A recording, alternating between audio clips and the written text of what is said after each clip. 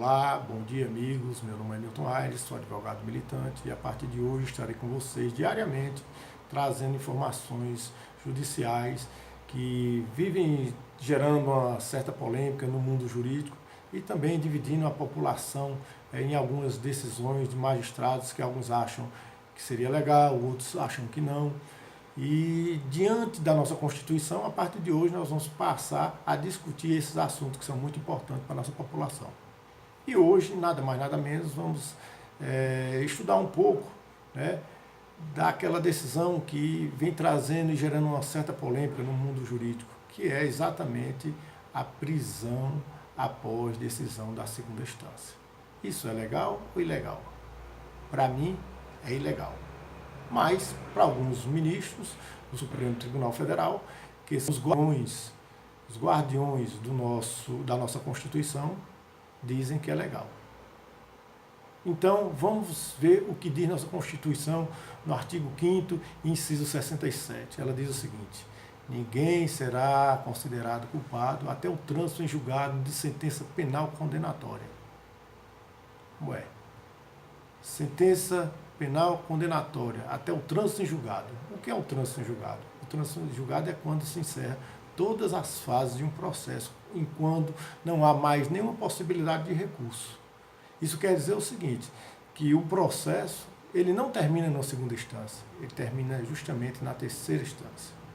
E aí, se você for condenado na segunda instância, você já começa a cumprir uma pena, segundo vem decidido agora há pouco no nosso Supremo Tribunal Federal. Essa pena que você passa a cumprir a partir da segunda instância, eu entendo como uma antecipação de cumprimento de pena. E a antecipação de cumprimento de pena, ela só pode ser dada mediante uma prisão preventiva. E a prisão preventiva, ela não pode ser dada depois de uma sentença condenatória. A sentença preventiva, a prisão preventiva, ela só pode ser feita exatamente naquele período em que está levantando provas, né? E é assim mesmo uma situação em que o juiz achar que aquela pessoa que está sendo investigada poderá trazer prejuízo ao andamento das investigações, né? Colocar em risco as investigações ou até mesmo para manter a ordem. Então, aquela pessoa ela vai ter uma prisão preventiva decretada. Mas, se essa prisão preventiva for decretada antes da sentença condenatória de primeira instância, ele vai responder o processo em liberdade. E se ele responde o processo em liberdade, mesmo que ele tenha uma condenação em primeira instância, a segunda instância ele vai responder em liberdade. E se ele for condenado ainda numa segunda instância, ele terá direito de recorrer para a última instância. Até porque na segunda instância, mesmo quando sai uma sentença condenatória, não se sai a certidão do trânsito em julgado.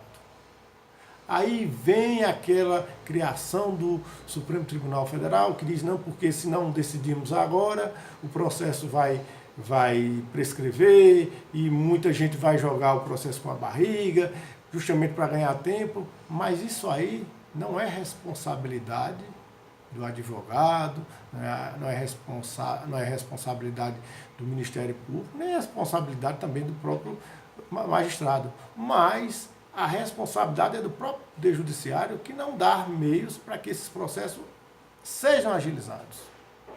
Então a gente não pode condenar uma pessoa em segunda instância por conta dessa inoperância do próprio Judiciário. Se tem poucos juízes, contrata mais juízes. Se tem pouco promotor, contrata mais promotor de justiça. Agora dizer, não, mas só os ricos podem recorrer até a última instância. Não, os pobres também podem recorrer. Para isso existe a Defensoria Pública, e a Defensoria Pública tem a obrigação de cumprir com esse papel. Então, gente, a decisão hoje de prisão em segunda instância, isso é uma decisão criada pelo Supremo Tribunal Federal, que hoje tenta legislar. A legislação só pode ser feita pelo Congresso Nacional. E isso é muito ruim para o nosso país, porque aí está havendo a interferência de poderes. E isso nós não queremos para o nosso país, que isso é um perigo muito grande. Então, a decisão de prisão após condenação em segunda instância, ela é ilegal. Ela é constrangedora. e dá direito do cidadão ingressar com habeas corpus para que isso possa ser resolvido. Mas, infelizmente, a decisão dos nossos tribunais está equivocada. Amanhã estarei aqui com vocês novamente, informando o porquê desses equívocos e como nós podemos acabar com essa inoperância do Supremo Tribunal Federal, do Superior Tribunal de Justiça e dos tribunais regionais.